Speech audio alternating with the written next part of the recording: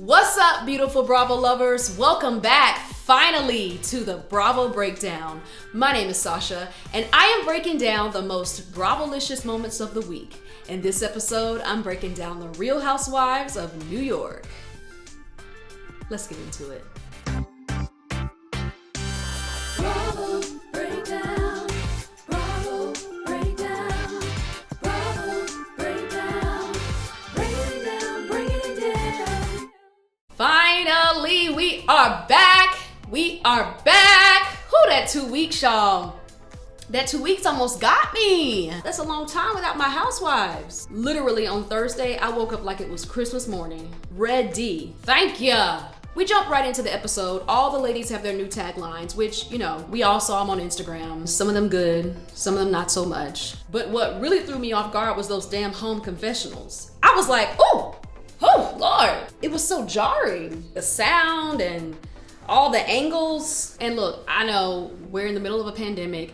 Obviously, they did the best they could. But Leah and Sonia looked exceptionally gorgeous. Her makeup and her wavy hair and her Married to the Mob sweatshirt. Sonia just looks so beautiful, just a classic beauty. She's giving me like young Meryl Streep vibes. She was just so glowy. And I know she's at her retreat doing her fasting and juicing or whatever, but whatever the hell she's doing, it looks good. Sonia is a beautiful woman. And it was so interesting seeing the contrast between how she looked in that new confessional to how she looked during the season.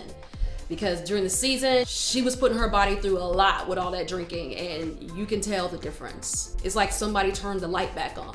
And then Luann, honey. Only Luann would have a self-portrait from like 30 years ago right in the front of the frame. It was like, there she is, just lounging about. And then Dorinda, I don't even know what the hell she had on with the earrings and the robe and all the books in the background. It was a lot. So Leah, Dorinda, and Luann get together to go costume shopping for Dorinda's Halloween party. And they were all just talking about how Ramona is so self-centered and she only cares about herself and is always Ramona. No. Only me. Oh my God. Just mine. Mine. Which is true, but... And then Lou had the nerve to call Ramona a narcissist. My coming Such a out and then narcissist. never. Talk about the pot calling the kettle black. My coming Such a out and then narcissist. never. Yeah, Ramona is a narcissist. All y'all are narcissists. Hell, I'm a narcissist. But Lou, you probably the biggest narcissist. And you don't even know it. So Ramona meets up for drinks with her matchmaker friend to talk about options for her next potential match. I mean, I guess it makes sense that Ramona goes on a date every other day because she's literally paying this woman to set up dates for her. Which is like, whoo, honey, must be nice. And then she starts talking about the other guy she was dating that the matchmaker hooked her up with, Red Scarf guy. Thought he was like really great in so many ways. I mean, he definitely fit everything in my box. Ooh, not the box. He fit everything in the box? Okay. But it didn't work out with this guy, so they're going over ideas for what Ramona wants in her next potential guy. And she's describing the type of guy she's looking for, saying that she wants someone who has the same worth as her. I need a man who has the same worth as me because men get very intimidated, you know? I actually went out with a billionaire. He came to my apartment, oh, so what is this worth? Like 5 million? Oh, I can see you don't really need anyone. He didn't even see my house yet in the Hamptons. Imagine a regular guy, how they feel.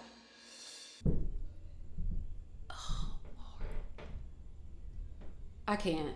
I can't. So basically you want someone rich, white, and out of touch. I love myself. I really do. Oh, you love yourself? Oh, really? I couldn't tell. And then Sonia and Elise meet up to talk about how shitty Ramona has been treating them lately. Apparently, Elise was invited to go and have drinks with them one night, and Ramona straight up told her no, she couldn't come. And I'm just like, what the fuck, Ramona? Like, what is up with this whole, like, mean girl, like, you can't sit with us? She's done with Elise, and now she's just throwing her out like yesterday's trash. I'm not shocked. Like, we've been watching this woman behave like this for years now, but it's like, why do you have to be so entitled? Like, she's really taking white privilege to the next level. And then Sonia is talking about how she invited Ramona over to celebrate her new job. And of course, Ramona made it all about her. I have this new job with Century 21 as the Chief Lifestyle Officer, which basically means... Nice. I used to sell to them all the time. This buyer, RHONY, he's been there, he's probably not alive anymore. Maybe he is. I know the family too.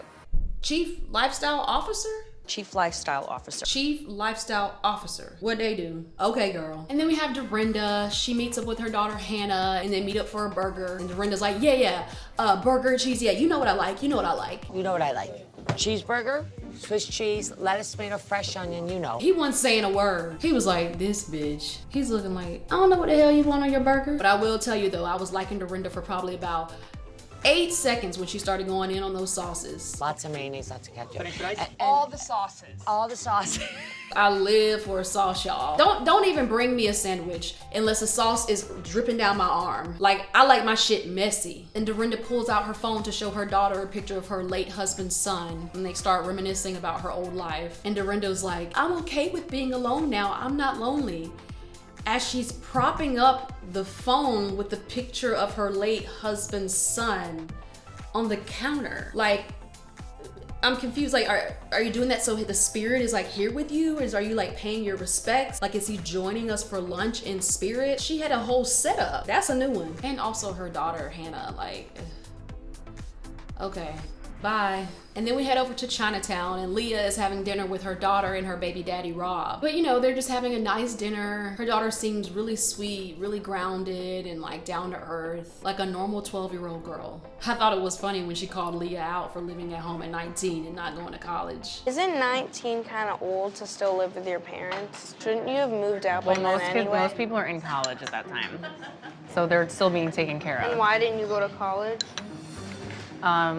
It Did just you not wasn't. get in or something? No, I would have gone. Please, Kara. But I like this, I'm down with this family. It's finally the day of the Halloween party and it's voodoo themed. So Luann shows up early to do a walkthrough of the venue and see all the decorations. And she shows up wearing this damn hat. Like, what the fuck is this hat? I'm like, is this your costume? This is just your walkthrough outfit? I'm confused. So after she finishes the walkthrough, she heads back to the hotel and her and Leah meet up to get their hair and makeup done. And then Jill shows up. Oh, hey Jill, hey girl. I wouldn't mind having Jill back for a couple episodes here and there because we need somebody to put Dorinda in her damn place. I would love to see Jill and Dorinda go toe to toe and see what Dorinda is really working with since she's the blonde hair, blue-eyed gangsta. So they're in the hotel, they're getting ready, and then Ramona shows up to the venue an hour and a half early. An hour and a half early. I actually did a group text and said, hey, everyone, let's like start early, like at 7:30, 8 o'clock. Because a friend of mine, another male friend, has a private great table at Omar's new place downtown.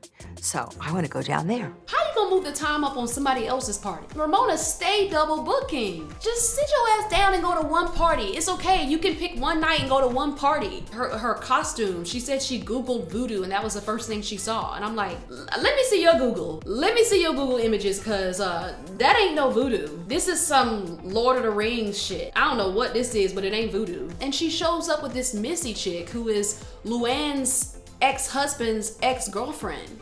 Like, why are you here? And then another one of Ramona's friends arrives and she asks him, where did he get his punch? And where'd you get this punch from? It's so funny. It's so real. I'm in love.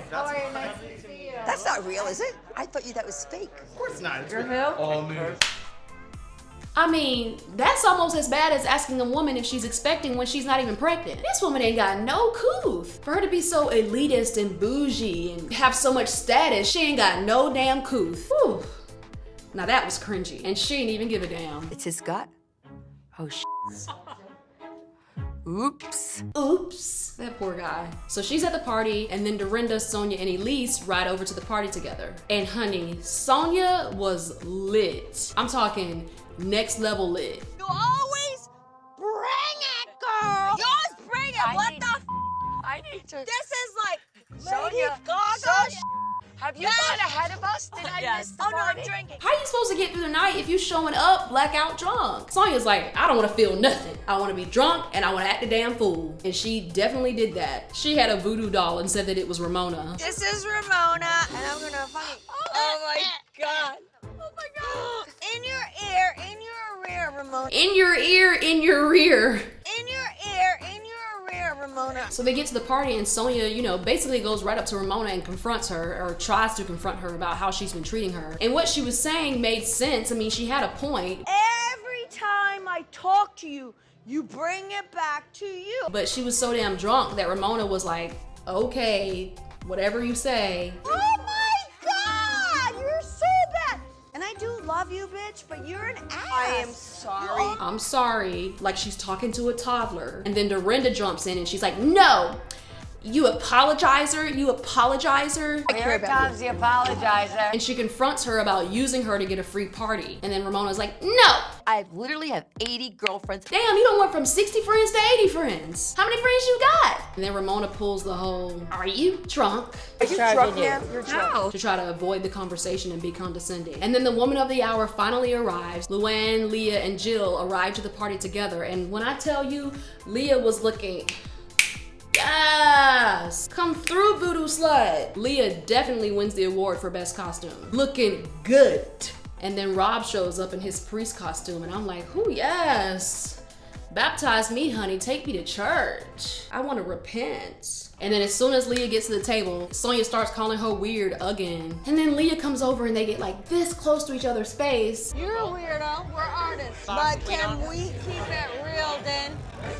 For our kids. I don't know. And my family. Can you keep it real, Jen? I don't know. Maybe not. Maybe not. So why do I have to keep it real, Well, you have to reel me in. It actually made me really sad though, because Sonya was like, oh, we have to reel it in. Help me reel it in for our families and our kids. It was like a cry for help. She is getting really drunk. And I feel like it's getting worse every season. I'm sure it's a roller coaster and I'm sure she's tired of it. Hey, to each its own. And then Dorinda decides to stand up and give a toast because she's a woman in power. Let me ask a consensus here. I got a question as a woman in power. Do you think it's nice when you have a good girlfriend? I just got here. And when they don't like something, they say right away, are you drunk? And then Sonya's in the background just echoing everything Dorinda says. Why'd you do that, Ramona? Yeah. You're Why drunk. would you do Yeah, why do you do that, Ramona? And Rob is basically all of us in the background like. And then Jill had to drop her little 2 cents in. Wow, I miss you girls. I was just cheers. Yeah, cheers. Cheers. Wow. And then in Ramona's confessional, fucking Avery. Stop wasting your energy talking about a weakness. It's so dumb. Yes, Avery. Girl, sit your ass down. Get out the frame. Have several seats. Sit your privileged ass all the way down. I do not need guest appearances from Avery. Ramona is plenty. We don't need a mini Ramona. And then I guess Leah's drink started to kick in because she started just attacking the seafood tower. And then Rob is like, Leah, Leah, Leah. Leah. And then Sonya comes over and Leah's like, oh yeah, Sonya, meet Rob. No, Sonya, meet Rob. You guys should totally hook up, by the way. It's a huge dick. Excuse me? He got a what? It's a huge dick. Okay, Zaddy. And then Sonya's only response is, can you fix my hair? Fix my hair. And I'm like, yes, please, somebody fix her hair. Did y'all see? I'm like, is this a wig? Is this a half wig? Is this a piece? Is this a clip-on? Like, the hair's starting like back here and it's like 5 shades darker than her hair. Somebody needs to come and fix their hair because it's a struggle. And then they all head over to the dance floor and Sonya's got an armful of voodoo dolls. And then we close the episode with Rob saying, I don't know how my life ends up like this, but here we are. now that's a tagline. Well, that's about it for this episode. I'm so glad that we are finally back with brand new episodes because I missed you guys. I cannot wait for Beverly Hills to come back next week, and I cannot wait for Potomac to come back August 2nd. Y'all make sure y'all watch Potomac because Potomac is where it's at. Don't sleep on Potomac. Thank you guys so much for watching. Seriously, I love y'all so much. I will definitely be tuning in Thursday night on Bravo, and I'll see you guys right here in the next one.